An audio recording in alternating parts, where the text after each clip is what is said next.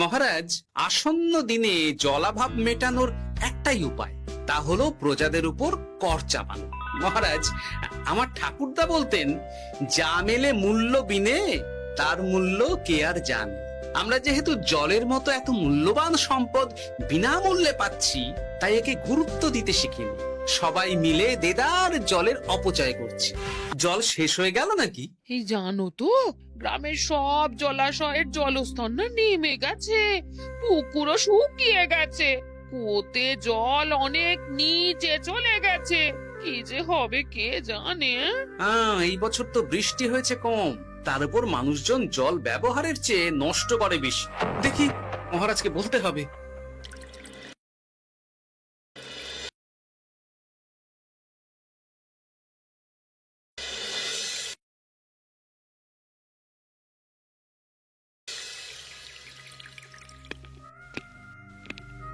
এই তো গোপাল এসে গেছে।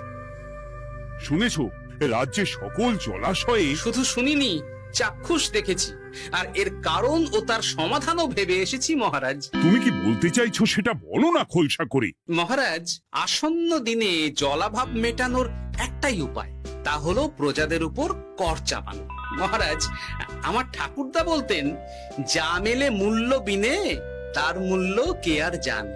আমরা যেহেতু জলের মতো এত মূল্যবান সম্পদ বিনামূল্যে পাচ্ছি, তাই একে গুরুত্ব দিতে শিখিনি। সবাই মিলে দেদার জলের অপচয় করছি। আমি এই অপচয়ের বিরুদ্ধে কর বসানোর পরামর্শ দিচ্ছি মহারাজ। জলের জন্য দেবে দাম, ছুটে যাবে কাল ঘাম। হ্যাঁ, যখনই জলের জন্য কর দিতে হবে, তখনই জলের অপচয় বন্ধ হবে। এতে লাভটা কি হবে গোপাল? মানুষ কম জলে কাজ করা শিখে যাবে, ফলে আগামী দিনে যদি জল সম্পদ কমেও যায়, এই কৃষ্ণনগরের প্রজারা আগে থেকেই তার জন্য প্রস্তুত হয়ে যাবেন। কিন্তু আমি আমার প্রজাদের কাছ থেকে জলের দাম নেব গোপাল? না মহারাজ, কর বাবদ যে অর্থ উপার্জন হবে, তার সাথে আপনার দান মিলিয়ে রাজ্যের মধ্যে একটা বিরাট কৃত্রিম জলাধার বানানো হবে, বাহ বাহ বাহ!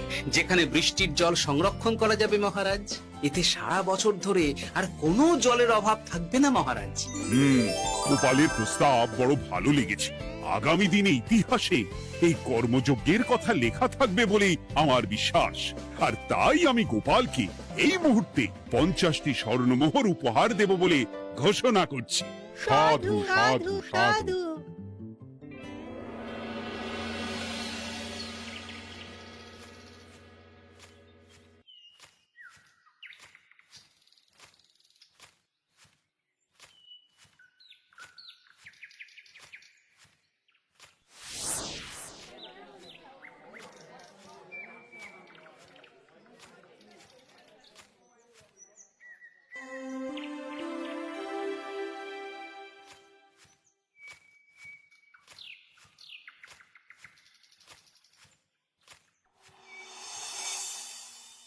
মানে আমার এই এতটুকু স্বাদ তুমি পূর্ণ করবে না? আমি কি নিজের জন্য চেয়েছি নাকি? সবই তো পাবে তোমার মেয়ে আর জামাই। হ্যাঁ, সে বুঝেছে গিন্নি, তাই বলে এতগুলো মুদ্রা আমি খরচ করতে পারবো না। পারবে না? আমি তাঁতির বাড়ি থেকে মেয়ে জামাইয়ের জন্য কয়েকটা শাড়ি আর ভালো পাঞ্জাবি কিনে একটু পাঠাবো। কিন্তু এখন আমার কাছে অত মুদ্রা নেই গিন্নি, পরে পেলে আমি ঠিক তোমার স্বাদ পূরণ করব। আবার বাজে কথা বলার জায়গা পাও না তুমি। এতক্ষণ কোথায় ছিলে গো? আমি বেলায় নদীর পাড়ে গিয়েছিলাম, তখন কমলা আমাকে বললো তোমায় নাকি দেখেছে। কি দেখেছি?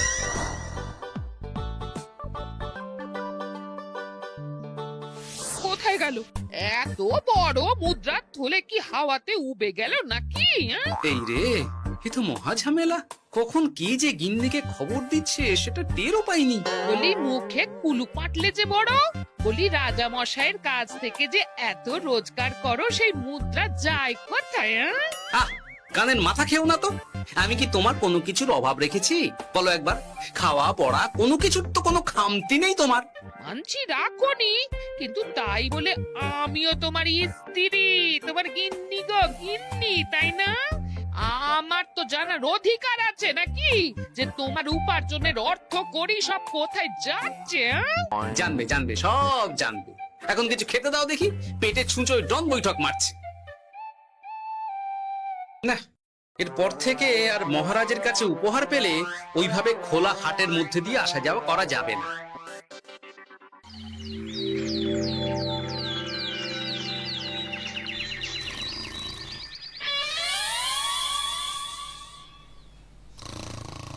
তোমার আর কোনো চিন্তা নেই গোপাল, আমি তোমার মাসোহারা তো বাড়িয়ে দিলাম, সঙ্গে প্রত্যেক দিন তুমি 10 মোহর করে পারিতোষিক পাবে। এই নাও।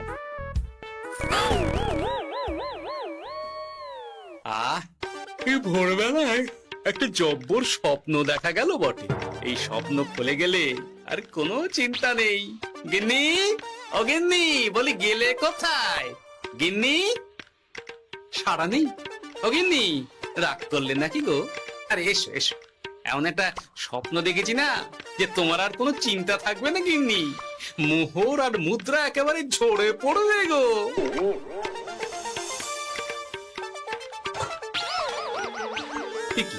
এইসব ফলাহার সাজিয়ে রেখে গেল কোথায় গিন্নি? নিজের বাপের বাড়িতে তো যাবে না, কেউ নেই সেখানে। মেয়ের বাড়ি গেল নাকি? না, মেয়ের বাড়িতে তো গিন্নি যায় না।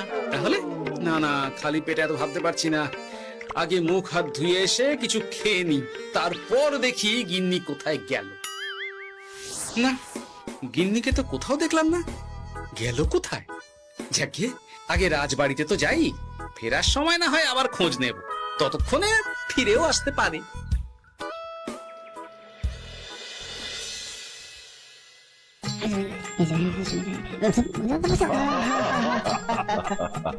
বাহ বাহ বাহ, একেই বোধহয় বলে সঙ্গগুণ। অনেকদিন এত হাসি নিয়ে। যা বলেছেন মহারাজ। হাসির চোটে পেটে ধরছে খিল। কর্তার গিন্নিতে দেখছি রয়েছে অনেক দিন। কি গিন্নি, তুমি এখানে কি করছো? একই গোপাল, তুমি রাজসভায় এলে যে বড়। তুমি নাকি রাজসভার কাজ থেকে অবসর নিতে চেয়েছো? হ্যাঁ, এই কথা কে বললো মহারাজ? এই তো উনি বললেন। বলি আমি আবার কি করব? তুমি আমায় একটা কাজ দিলে আর সেটা আমি করব না বলো? আমি তোমায় কাজ দিলাম? কি কাজ? বাবা গোপাল, তুমি কি আকাশ থেকে পড়লে নাকি? তুমি তো তোমার গিন্নিকে বলে পাঠিয়েছো যে তুমি আর রাজসভার কাজে যোগ দিতে চাও না। তোমার নাকি আর কাজে মতি নেই, তুমি বিশ্রাম চাও। এই রে, গিন্নি দেখি ভয়ঙ্কর চাল দিয়েছে। আমার নামে রাজসভায় এসে এইসব বলেছে। তাই কথা ঠিকই গোপাল, যে তোমার অবসর গ্রহণের কথা শুনে আমি বিশেষ মনমরা হয়ে পড়েছিলাম। কিন্তু তোমার গিন্নি যেভাবে রাজসভায় হাসি মজা হুল্লোড় পরিবেশন করছে, তাতে আমার মনে হচ্ছে এ সাপে বড় হয়েছে। এই বেলা যদি গোপালকে কায়দা করে রাজসভা থেকে তাড়ানো যায়, তাহলে আমার পথ থেকে বিরাট বড় একটা কাঁটা উপড়ে ফেলা যাবে। গোপাল গিন্নি সবার মধ্যে বিলিয়েছেন হাসি, তার জন্য রাজামশাই হয়েছেন ভারী খুশি। হ্যাঁ গোপাল, তাই আমি ঠিক করেছি তোমার স্থানে আমি তোমার গিন্নিকেই বহাল করব। হ্যাঁ, তোমার সঙ্গে ঘর সংসার করে ওর বুদ্ধি বেশ খোলতাই হয়েছে, সেটা বোঝাই যাচ্ছে। এছাড়াও আমাদের অনেক পরামর্শ দিয়ে সাহায্যও করতে পারবে। তাছাড়া উনি মহিলা বলে অন্দরমহলেও যেতে পারবেন, রানীমাও খুশি হবেন বলেই তো আমার বিশ্বাস। কি গোপাল গিন্নি, তোমার এই কাজ করতে কোনো আপত্তি নেই তো? আপত্তি কেন থাকবে মহারাজ? আমি ধন্য আপনি আমায় এত বড় সম্মান দিচ্ছেন বলে। এ তুমি আমার কত বড় সর্বনাশ করলে গিন্নি। তুমি কিনা শেষে আমার চাকরিটাই খেলে। এটা গোপালের জন্য বড় ভালো হলো, তাই না? কোনো কাজ করতে হবে না, কিন্তু রোজগার আগের মতোই থাকবে। অবসর আর উপার্জন একসাথে। না হে গোপাল, তুমি আর এখানে কাঁচু মাচু মুখে দাঁড়িয়ে না থেকে নিজের বিশ্রামে ব্যাঘাত ঘটিও না। আমাকে সবার কাজ শুরু করতে দাও। যথা আজ্ঞা মহারাজ।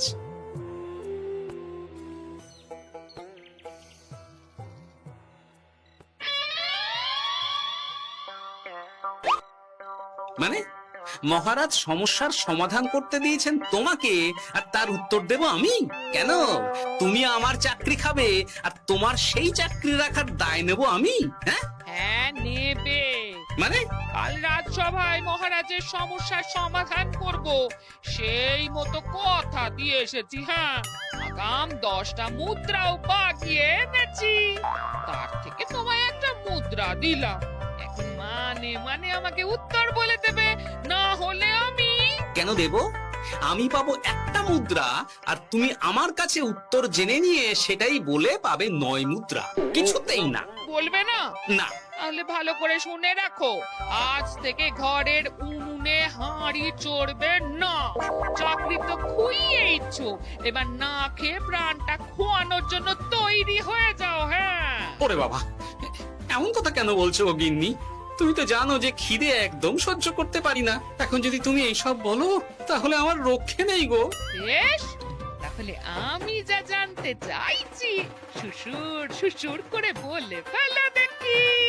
এ আমি কি শাঁখের করাতে পড়লাম রে বাবা। ঠাকুর, এত দুর্ভোগ লেখা ছিল, ঘরে বাইরে সব জায়গায় এত হেনস্থা যে সহ্য করা যায় না ঠাকুর।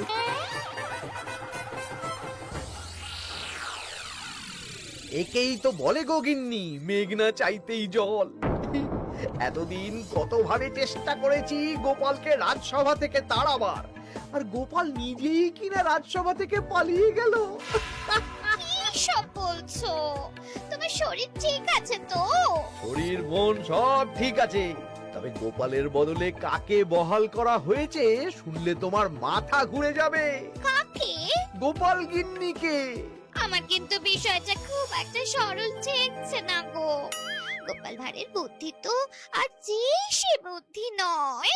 উনি যাই করেন খুব ভেবে চিন্তে করেন, এর পেছনে আবার কোনো মতলব নেই তো। এটা তুমি মন্দ বলনি গিন্নি, গোপালকে নিয়ে সত্যি কোনো বিশ্বাস নেই। ও কখন কি ঘোট পাকাচ্ছে বলা যায় না। আমাকেও সাবধানে থাকতে হবে, দেখতে হবে যে গোপাল আসলে কি চাল চালতে চাইছে।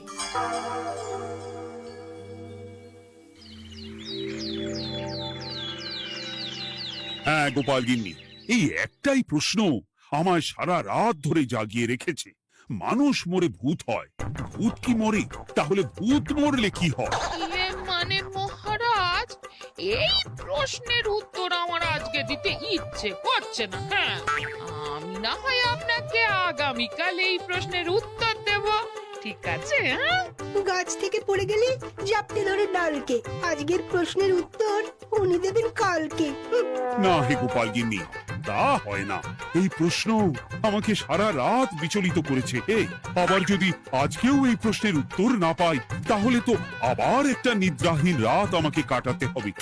মানে আমি বলছিলাম কি মহারাজ, গোপাল গিন্নি তো সদ্য এই কাজে বহাল হয়েছে, তাই তাকে তো একটু সময় দেওয়া দরকার নাকি? কিন্তু প্রশ্নের উত্তর না পেলে যদি মহারাজের শরীর খারাপ হয় তার দায় কে নেবে মন্ত্রী মশাই? এই রে, এখন আমি কি করব? এ তো মহা বিপদে পড়লাম দেখছি। আচ্ছা মহারাজ, ঠিক আছে ঠিক আছে, আমি এই প্রশ্নের উত্তর দেব, কিন্তু আমার না একটু সমস্যা আছে। খোলা হাওয়াতে গিয়ে না দাঁড়ালে আমার ঠিক মাথা খোলে না, তাই বলছিলাম। তাই না হয় যাও, হাওয়া খেয়ে এসে মাথাটা খোলতাই করে নাও, কিন্তু এই প্রশ্নের উত্তর আমাকে আজকেই দিতে হবে। হ্যাঁ, উফ, এই যে কি সমস্যা! সারাদিন ঘরে বসে থেকে থেকে তো আমার সারা গায়ে বাত ধরে গেল। সেই সকালবেলা আমাকে ফলাহার করিয়ে দিয়ে গিন্নি তো চলে গেছে রাজবাড়িতে চাকরি করতে। এদিকে আমার যে পেটে কিচ্ছুটি নেই, তার কি হবে? মহারাজ দোকানে গিয়ে যে ভালো মন্দ খাবো তারও উপায় নেই, তাহলেই তো কাঁড়ি কাঁড়ি খরচা। না, একবার দেখি তো উনুন ধরিয়ে অন্তত ভাতটা চাপাতে পারি কিনা, তাহলে গিন্নির ওই হাঁড়ি না চড়ার হুমকির হাত থেকে অন্তত বাঁচা যাবে।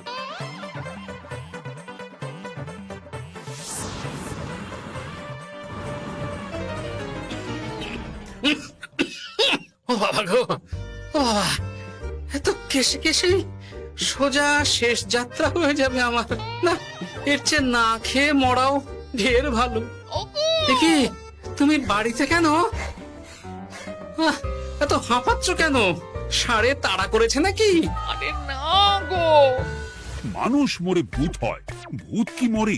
তাহলে ভূত মরলে কি হয়? খোলা হাওয়াতে গিয়ে না দাঁড়ালে আমার ঠিক মাথা খোলে না। ও, এই এই হলো ব্যাপার। বেশ, এর উত্তর তোমায় আমি বলে দিচ্ছি।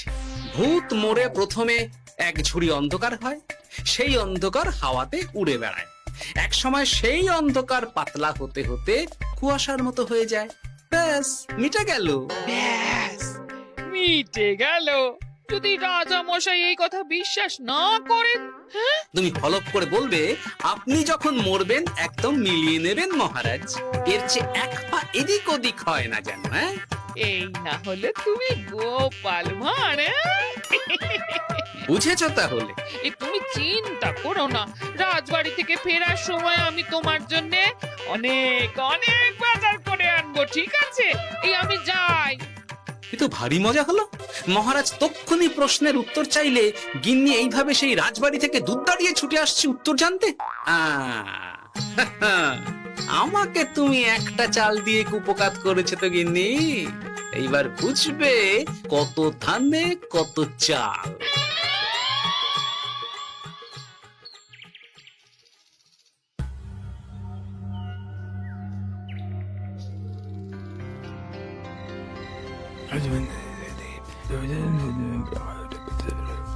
বুঝেছিস তো তোর কাজটা? খুব বুঝেছি গোপাল দাদা।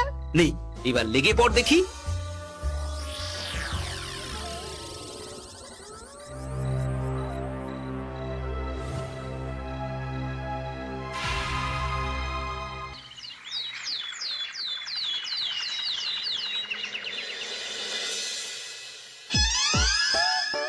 তাহলে আর বলছি কি তোমাদের, সকালবেলায় উঠে দেখি মুখের এই হাল।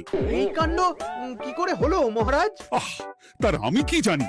আমি সকালে উঠে আয়নায় নিজেকে এই অবস্থায় দেখে খুব চিন্তায় রয়েছি।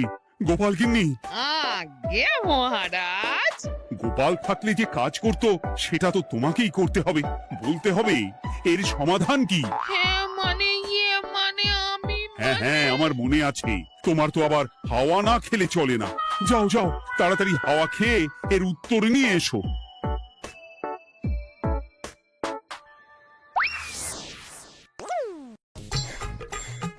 এই জন্য তুমি এত দূর ছুটে এলে গিন্নি? মহারাজকে বলবে যে তিনি যেন আজ রাতে চাদরটা মুখে ভালো করে মুড়িয়ে ঘুমোন, তাহলেই মিটে যাবে। এই রং চলে যাবে আর নতুন করে কিছু হবেও না। ও মা, বলি এত সোজা সমাধান, হ্যাঁ? তা নয় তো কি?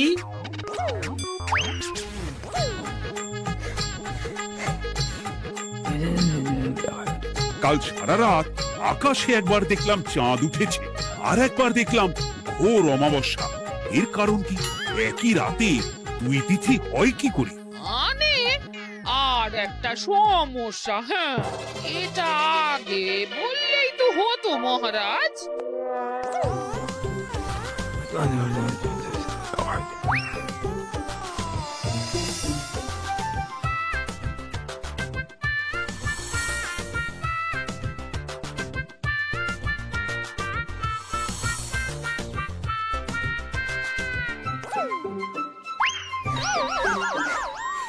এ কি, তুমি হাওয়া খেতে গিয়ে এইভাবে খাবি খাচ্ছ কেন গোপাল গিন্নি?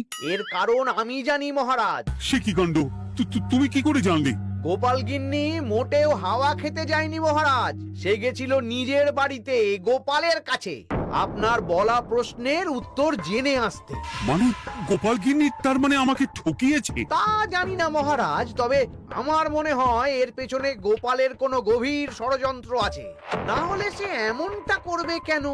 আর এক রাতেই আপনার সাথে এতগুলো অদ্ভুত ঘটনা পর পর ঘটবে কেন? বটে, এক্ষুনি গোপালকে ডেকে আনো।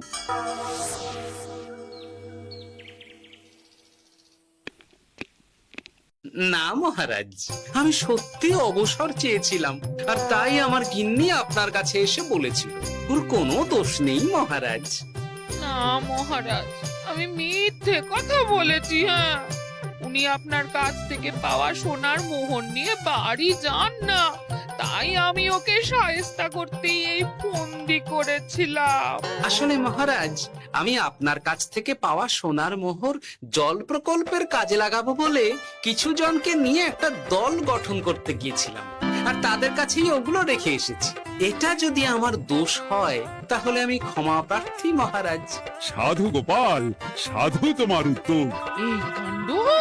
আর এদিকে রাজবাড়ি থেকে বাড়ি আর বাড়ি থেকে রাজবাড়ি করতে করতে আমার প্রাণ ওষ্ঠাগত হয়ে গেছে মহারাজ। ওহ, আমার ঘাট হয়েছে, আপনি আমায় ক্ষমা করে দিন মহারাজ। হুম, এইবার মজার টের পেয়েছ তো গিন্নি? আপনি আপনার আদরের গোপাল ভাঁড়কেই তার চাকরি ফিরিয়ে দিন মহারাজ। আমি যাই আমার হেসেল সামলাতে। কেলে পচা খুব ভালো করেছে বলতে হবে।